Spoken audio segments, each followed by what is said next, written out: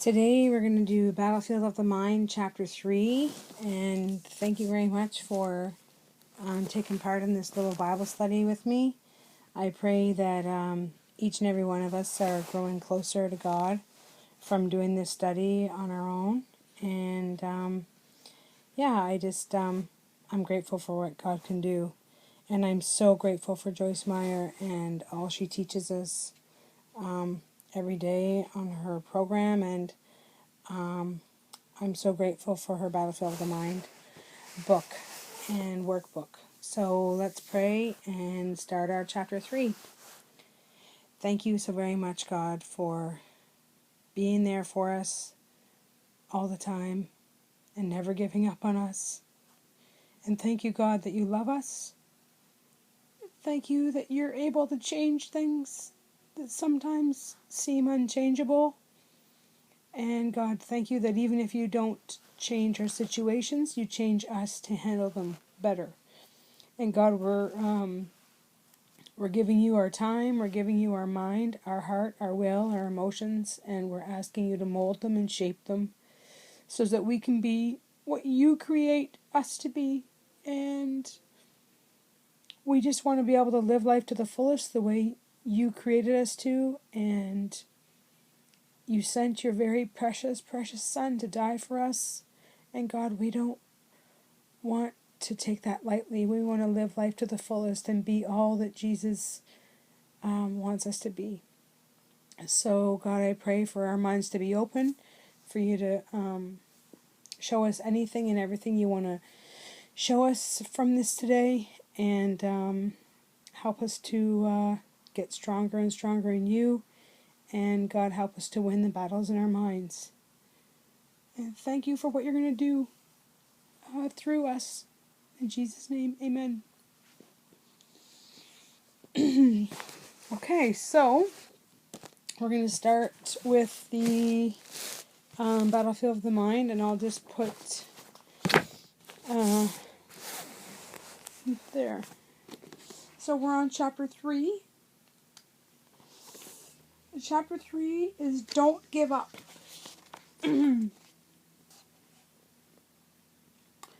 Galatians 6:9. And let us not lose heart, and grow weary and faint, in acting nobly and doing right. For in due time and at the appointed season we shall reap, if we do not loosen and reduce our courage and faint. So that's the verse on the right hand side. As you're following along in the book, you'll see here we're on chapter 3. We are on what page is it? It's on page 25. Okay. God, please give me the strength that I need to do this. Okay. No matter how bad the condition, no matter how bad the condition of your life and your mind, don't give up. Refrain from regain the territory the devil has stolen from you. If necessary, regain it 1 inch at a time. Always leaning on God's grace and not on your own ability to get the desired results. In Galatians 6:9, the Apostle Paul simply encourages us to keep on keeping on. Don't be a quitter. Don't have that old give-up spirit.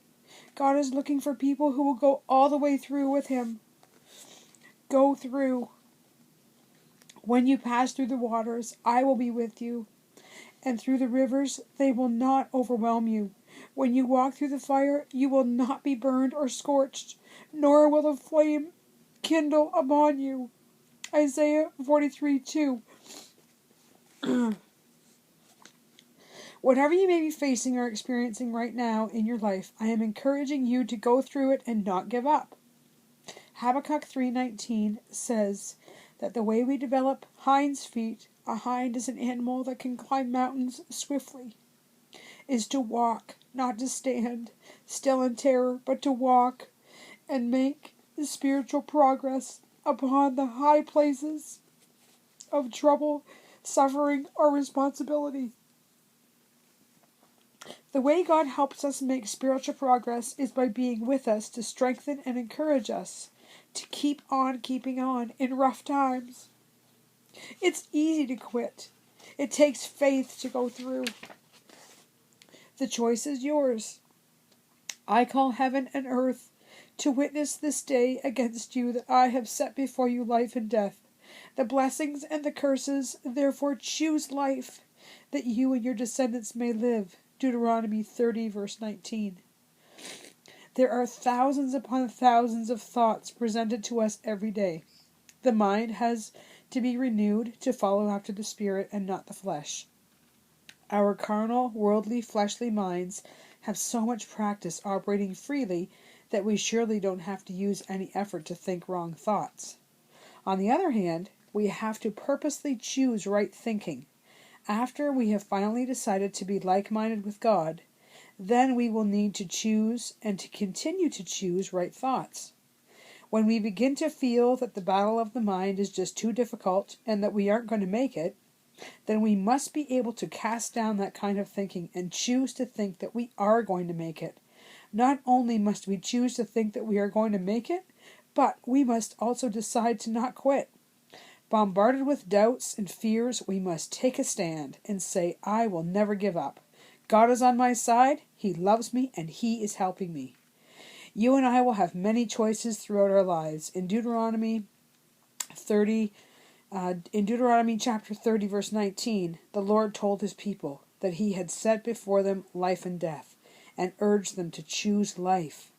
And in Proverbs chapter 18, verse 21, we are told, death and life are in the power of the tongue, and they who indulge in it shall eat the fruit of it. Our thoughts become our words. Therefore, it is vitally important that we choose life-generating thoughts.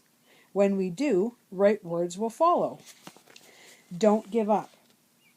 When the battle seems endless and you think you'll never make it, remember that you are reprogramming a very carnal, fleshly, worldly mind to think as God thinks. Impossible? No. Difficult? Yes. But just think. You have God on your team. I believe He is the best computer programmer around. Your mind is like a computer that has had a lifetime of garbage programmed into it. God is working on you. At least He is if you have invited Him to have control of your thoughts. He is reprogramming your mind. Just keep cooperating with Him and don't give up. It will definitely take time and it won't all be easy, but you are going in the right direction if you choose God's way of thinking. You will spend your time doing something, so it may as well be going forward and not staying in the same mess for the rest of your life. Turn and take possession. The Lord our God said to us in Horeb, you have dwelt long enough on this mountain. Turn and take up your journey and go to the hill country of the Amorites. Behold, I have set the land before you. Go in and take possession of the land which the Lord swore to your fathers, to Abraham, to Isaac, and to Jacob, to give them and to their descendants after them. Deuteronomy chapter 1, verses 6 and 8. In Deuteronomy chapter 1, verse 2, Moses pointed out to the Israelites that it was only an 11-day journey to the border of Canaan, the promised land, yet it had taken them 40 years to get there. Then in verse 6 he told them, the Lord God says to us, you have dwelt long enough on this mountain. Have you dwelt long enough on the same mountain? Have you spent 40 years trying to make an 11-day trip? In my own life, I finally had to wake up and realize that I was going nowhere. I was a Christian without victory. Like Mary and John, I had many wrong mindsets and many mental strongholds that had been built up over years and years. The devil had lied to me, and I had believed him. Therefore, I had been living in deception. I had been at the same mountain long enough. I had spent 40 years making what could have been a much shorter journey, had I known the truth of God's word. God showed me that the Israelites stayed in the wilderness because they had a wilderness mentality, certain types of wrong thinking that keep them in bondage. We will deal with this subject in a future chapter, but for now, let me urge you to make a quality decision that you are going to get your mind renewed and learn to choose your thoughts carefully. Make up your mind that you will not quit and give up until victory is complete and you have taken possession of your rightful inheritance. Oh, is that ever good, eh? What a good chapter. So that was chapter 3. And so now,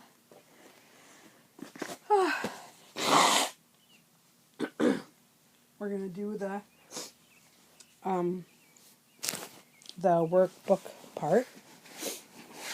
So this part is chapter 3. And so you're going to have your Bible open to check the verses. So Galatians 6:9, we can see,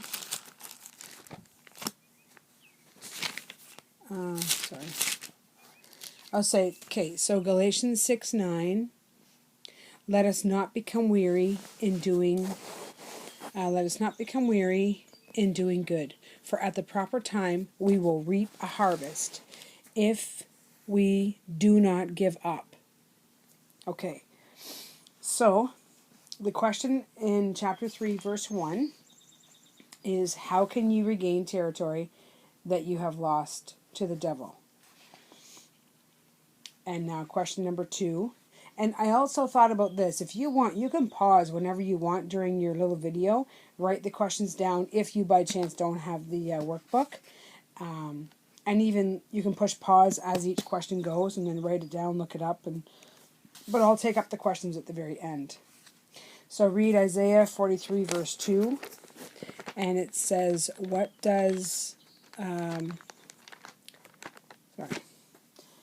Isaiah 43 verse 2, what does God promise us regarding difficulties that we experience? So Isaiah 43 verse 2, when you pass through the waters, I will be with you. And when you pass through the rivers, they will not sweep you over.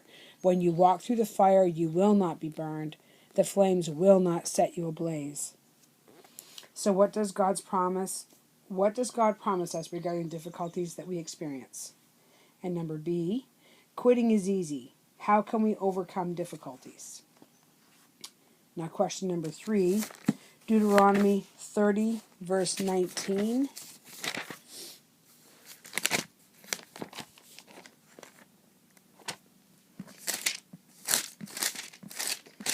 Okay.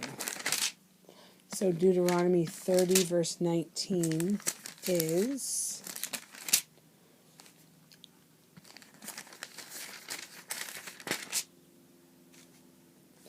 this day I call heaven and earth as witnesses against you that I have set before you life and death, blessings and curses. Now choose life so that you and your children may live. And the question in Proverbs 18:21.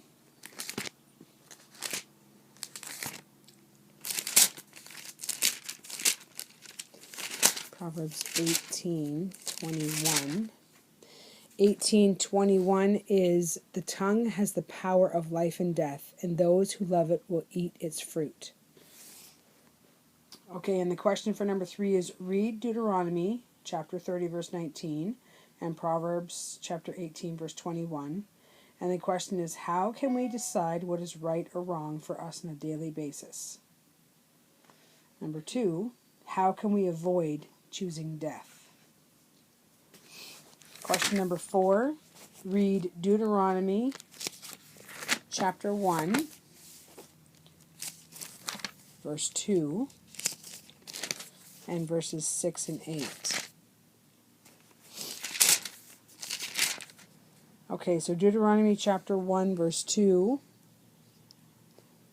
is, it takes 11 days to go from Horeb to Kadesh Barnea by the Mount Seir road. So amazing. Okay? 6 to 8. The Lord our God said to us at Horeb, you have stayed long enough at this mountain. Break camp and advance into the hill country of the Amorites. Go to all the neighboring peoples of the Abarah, in the mountains, in the western foothills, in the Negev, and along the coast to the land of the Canaanites and to Lebanon, as far as the great river Euphrates. See, I have given you this land. Go in, take possession of the land that the Lord swore he would give to your fathers, to Abraham, Isaac, and Jacob, and to their descendants after them. Question 4 is, why did it take the Israelites 40 years to make an 11-day journey? How does their problem relate to us today in our spiritual journey? And question B, when God told the Israelites, you have dwelt long enough on this mountain, what was he really saying? What is he saying to us today?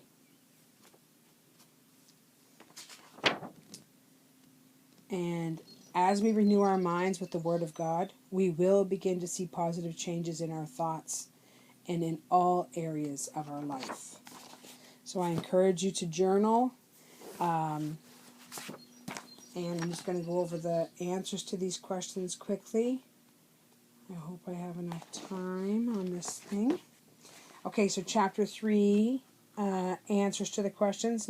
Chapter 3:1 is the answer is, I wonder if I should just read this. Here, let me just read it to you like this. Sorry, I don't want to get anybody mixed up. Okay, so chapter 3, verse 1. How can you regain territory that you have lost to the devil? The answer is, if necessary, an inch at a time, always leaning on God's grace and not on your own ability to get the desired results. Number 2, Number 2a, what does God promise us regarding difficulties we experience? When you pass through the waters, I will be with you. When you walk through the fire, you will not be burned or scorched. 2b, quitting is easy. How can we overcome difficulties? By going through and not giving up, knowing that God helps us make spiritual progress by being with us to strengthen and encourage us to keep on keeping on in rough times. Question number 3a. How can we decide what is right or wrong for us on a daily basis? By renewing our mind to follow after the Spirit and not the flesh, purposely choosing right thinking. 3b. How can we avoid choosing death? Since our thoughts become our words, we must choose life-generating thoughts. When we do, right words will follow, and we will choose life. Number 4a. Why did it take the Israelites 40 years to make an 11-day journey? How does their problem relate to us today in our spiritual journey? 4a. They had wilderness mentality. We can avoid wilderness mentality by getting our mind renewed and learning to choose our thoughts carefully. And 4b. When God told the Israelites, you have dwelt long enough on this mountain, what was he really saying? What is he saying to us today? 4b. You must not quit or give up until victory is complete and you have taken possession of your rightful inheritance. The same thing. What is he saying us today? He's saying the same thing to us today as he was saying to them. So I pray that this has been a good lesson for you, and looking forward to the next time that we meet. And more than anything, I pray that each and every person spends their own time in God's Word and doing their own Bible study, and that each and every one of us are open for anything and everything God would have for us, because his love never quits. So thanks for listening. Bye for now.